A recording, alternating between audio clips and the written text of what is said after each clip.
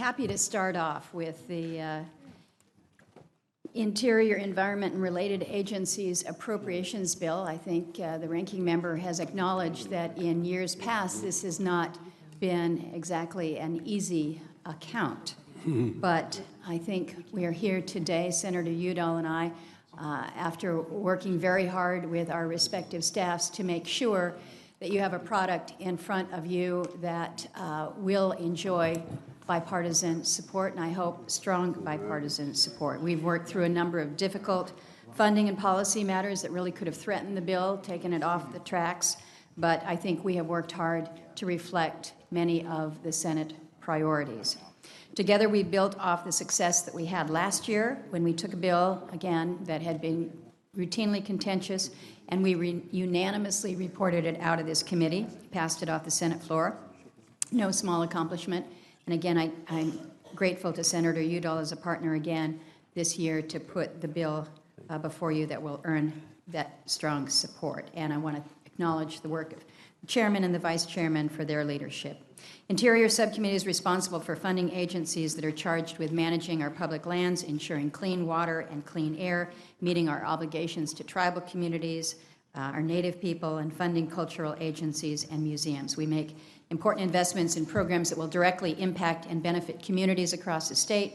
I think we all know that we know our constituents best. I think that this bill invests in priorities for all of us. The bill increases funding for EPA for programs that protect our air and water. We fund existing and new grant programs, water and wastewater programs, and for programs that support state-led efforts that result in on-the-ground cleanup and real environmental benefits. A lot of us have talked about the issue of PFAS and what more we can be doing. We made a $25 million investment towards addressing PFAS contamination, $20 million of which will assist state efforts to remediate contaminated water sources and systems. We provide funding to the Department of Interior to manage our national park system and other public lands. We increase our funding for the maintenance backlog on our parks and our public lands, which many of us care deeply about. We have worked to combat aquatic invasive species. I've come to know more about Asian carp than I ever thought that I would, but I recognize that they and other invasive species are threats, and we need to deal with them in a serious manner. We need to protect the sites and stories that tell the history of our nation. We provide $500 million for PILT funding, a matter that is so critical to counties across the nation. We have increased funding within the LWCF account. You'll remember that we have made LWCF permanent, and making sure that we address the funding side of that is also important to so many. The bill invests $5.167 billion in wildland fire activities, including $2.25 billion in fire cap adjustment funding. We've had a hot summer and a very smoky summer in Alaska with devastating fires, so I know firsthand how important it is to have the capacity to fight fires. We not only invest in fire suppression, but we also invest in state and volunteer fire assistance and provide increases for hazardous fuel reductions. On the Indian Affairs account, we meet our obligations to our Native people by fully funding contract support costs and making investments in healthcare, service delivery, education, and public safety and justice. We're able to substantially increase funding for the Indian Health Service by $237 million.